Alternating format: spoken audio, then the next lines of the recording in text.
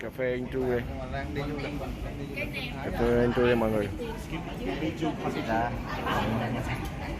Thứ hai em nó về. Okay. Dạ.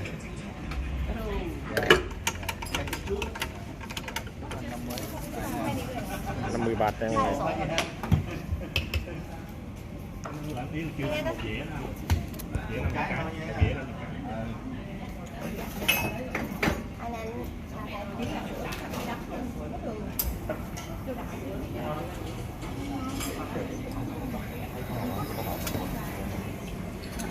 Cái này họ chỉ bỏ đường vô canh chua thôi, chứ không có bỏ vô cà phê. Đó đã. Cái gì bỏ này?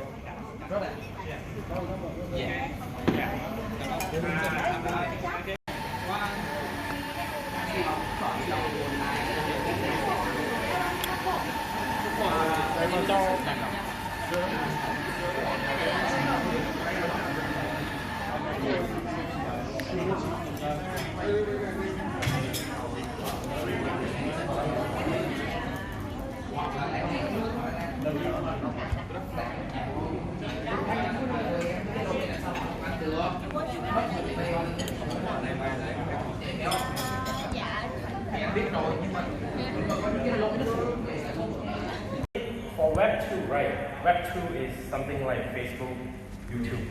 You are actually a consumer, okay? You are a user, you are a consumer as well, because you consume those products.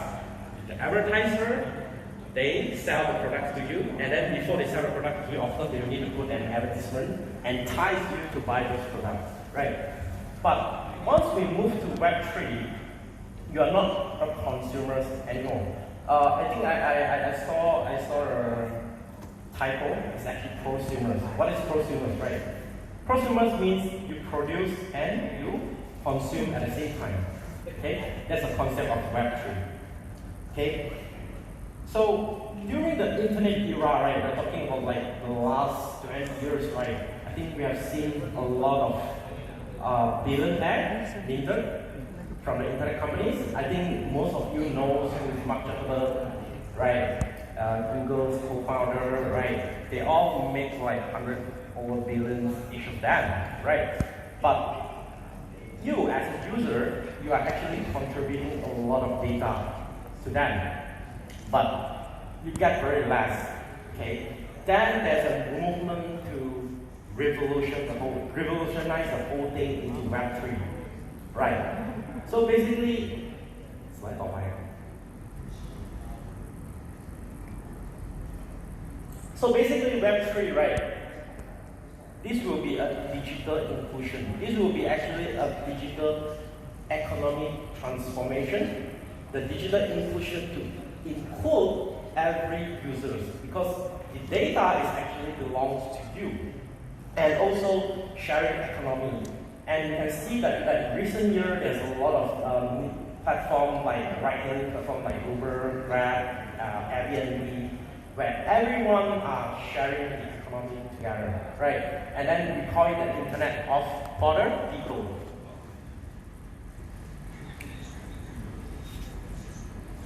So then the questioning of Web3 and all those on-chain activities and wallet addresses have no in GameFi. So for those people that is long enough in crypto space or GameFi, we know that, and we have to acknowledge that Nft&Tgg is the champion for GameFi during the first generation era, right? Yes. But the amazing fun fact is very little or no Chinese actually participate in Nft&Tgg. But yet, at the highest peak of Nft&Tgg, they have a daily active user of 2.8 million.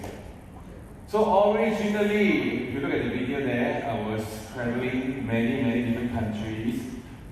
This month, I started, of course, from Thailand to Japan. I met Biden over there, and from Japan, I flew to Shanghai to Turkey to Rome, and I wanted to fly to Egypt, Saudi, Dubai, but I was urgently recalled to Chengdu. Yeah. So I'm very thankful and grateful to Intuverse into accelerator program, they managed to assist us to push through this whole thing quickly, much quicker than we expect. And we're traveling along so many countries, and including last one, I believe some of you, we met in Vietnam, we met in Malaysia. Yeah, so the receptive level of this whole business model is beyond my expectation. But we must understand why. What is the logic behind why people are receptive? So just talk a little bit about this. So the general logic of Phantom Arena is like Grab, Uber. So with Grab and Uber, right, we know that probably 7-8 years ago, it revolutionized the world, the industry. But what is the reason behind? Because Uber and Grab, it empowers normal people, normal working class, to be a self-employed. So through this process, from a working class, suffering a lot of scolding and office politics by your boss and your colleagues, suddenly you can be a self-employed, driving your car, you can choose. So you treasure this moment. And because a lot of people treasure this opportunity, they are protecting this. And it starts to revolutionize. But to think about it, how many of youngsters will be excited to be an Uber driver? No, right? But if you talk about playing games at the same time, yet can make some money, like self-employed, do you think they will be interested?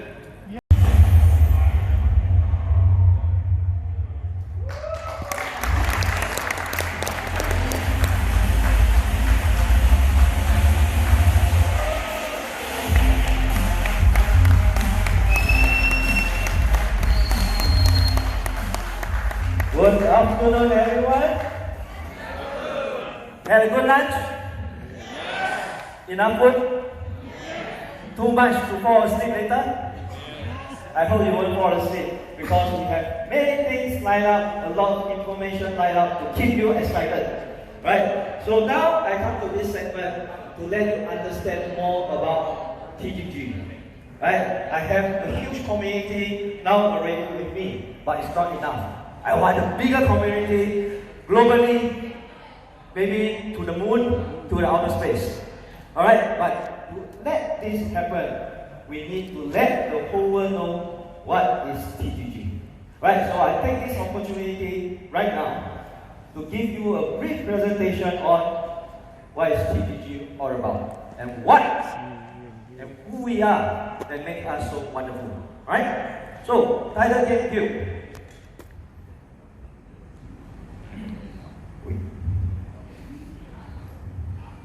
We are here because of this word called gaming.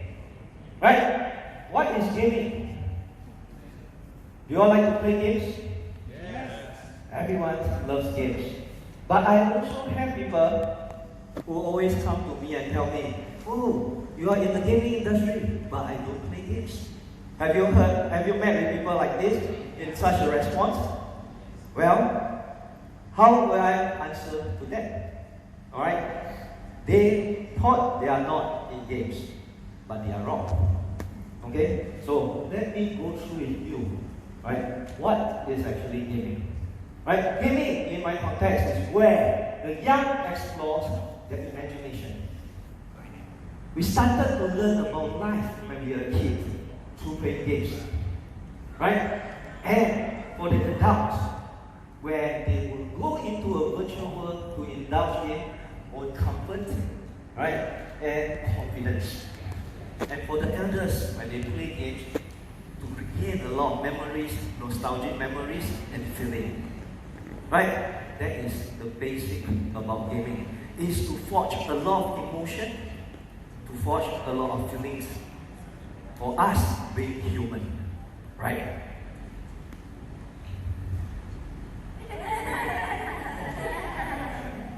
What's this sound? Sounds very eerie, right? No, it's actually kids giggling, having fun.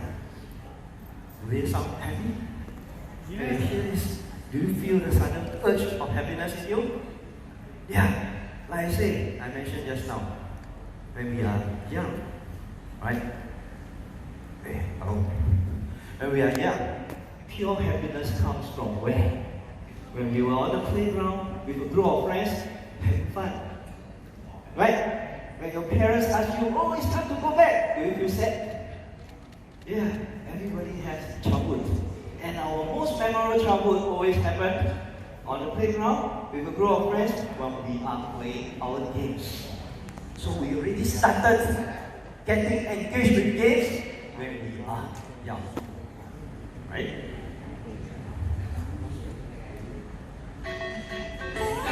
Recognize this tune? Mario, yeah. And those people who answer me are all adults, right? Adults. We are still playing games, right? A lot of the adults over here, they are still indulged in video games, right? Mario, when you tell me, oh, I don't play games, but do you recognize this tune? Even though you don't play games, this tune still goes through you, right? There's many video games out there. Maple Story, right? Who is playing this game? There's a lot of games, right? So video games is still part of the life in the adults, in the adult demographic, right? How about this? It gives the value to the stakeholder for being involved in the whole GameFi elements.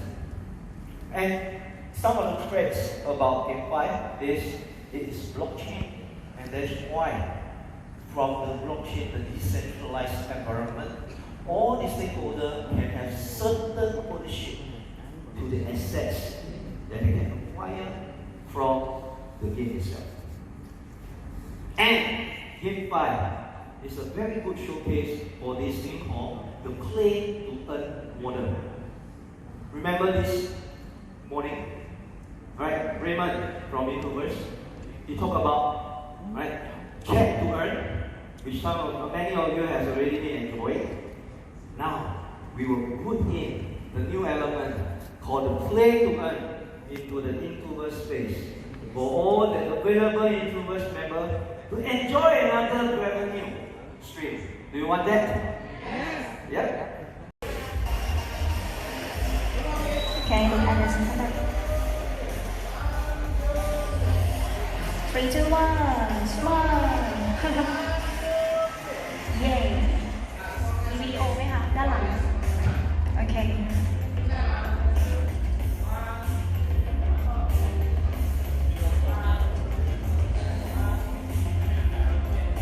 Okay, thank you very much. Okay, look at your center camera. กล้องไหนคะกล้องไหนยกมือ Okay, look at your center camera. Okay, 1. Okay, wait a minute.